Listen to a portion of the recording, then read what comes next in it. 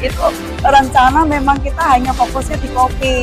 Tapi setelah berjalannya waktu ternyata Amerika, tetangganya nggak bisa jualan. Gitu. Wah, ini seru ini seru. Ternyata idenya seperti itu. Wahnya dengan kopi akhirnya juga membuat produk-produk yang lain. Betul. Apa yang melandasi Bu selain tadi tetangganya membuat dan lain sebagainya?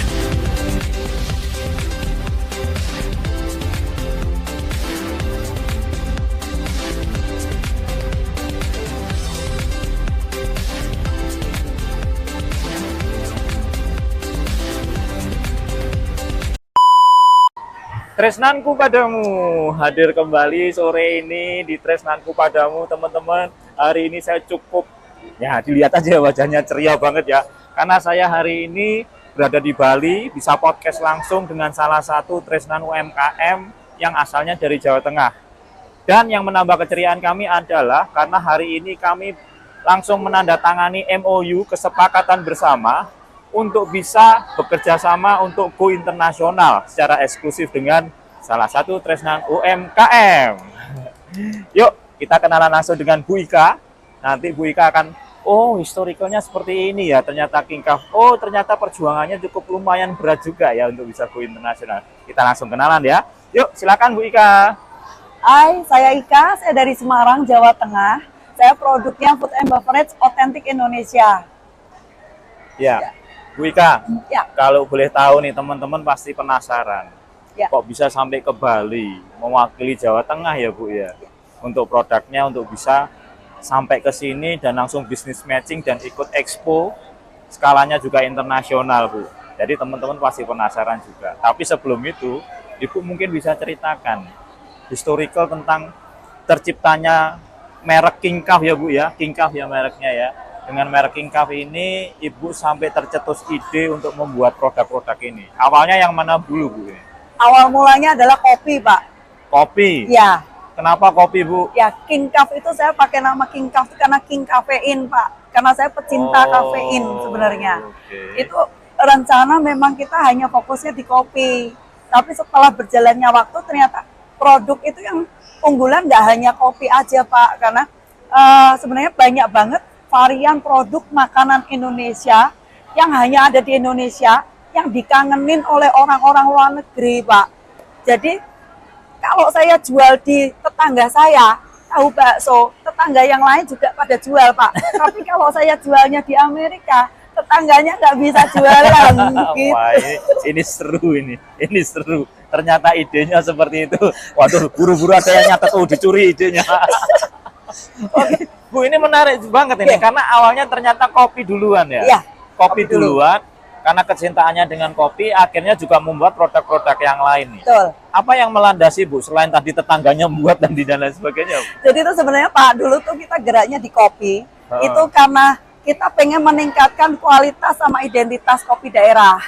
Tapi setelah kalau hanya usahanya dari saya aja itu nggak bisa, Pak. Jadi saya melakukan pendampingan ke petani supaya kita bisa nih sama-sama membranding kopi daerah tersebut. Setelah kita jalan, kan nggak mungkin saya jadi kompetitornya mereka, Pak. Jadi saya persilahkan pasar itu seluas-luasnya untuk mereka bisa jualan produk yang berkualitas. Dan seru. Sekarang berkembang. Ini seru. Oke. Dan kalau boleh tahu nih, Bu Ika ya, pada saat pertama kali bisa kenal dengan Tresnan seperti apa? Nah, awal kali pertama kenal sama Tresnan, Pak, itu dari salah satu teman saya. Oke. UMKM juga. Dulunya dari langsung Pak Adi, malah sebelum ada Tresnan loh, Pak. Yeah. Nah, itu saya tanya, ini apa gitu? Ini channel YouTube atau apa gitu kan? Setelah saya ngobrol-ngobrol waktu itu sama admin, terus dijelaskan mengenai Tresnan. Nah, saya tanya lagi ke teman, lah kamu sudah gabung sama Tresnan? Enggak. Nah, sempat ragu, Pak, awal-awal terus saya sempat ragu. Tapi sampai nothing tulus kalau saya coba dulu lah gimana ke depannya. Ternyata luar biasa banget, Pak. Saya diajari banyak hal. Jadi saya merasa pede nih, oh produk saya bagus. Tapi ternyata dari sisi kemasan, dari shelf life-nya tuh saya masih kurang. Dari Pak Adi saya belajar untuk memperbaiki. Ikutnya gitu, mudah atau enggak, Bu? Dibilang mudah ya enggak juga, Pak. 5 tahap loh.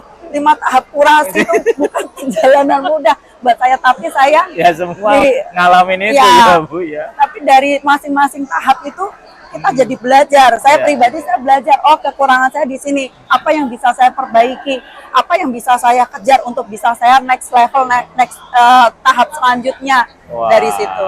ini keren nih. Jadi ada tahapannya juga. Termasuk untuk bisa terbang ke Bali ada kurasinya sendiri ya. Bu? Ada, Dan itu kita tidak mudah ya. betul, dari 3.000 UMKM itu diseleksi jadi dikerucutkan Pak jadi 300. Dari 300 dikerucutkan lagi jadi 75.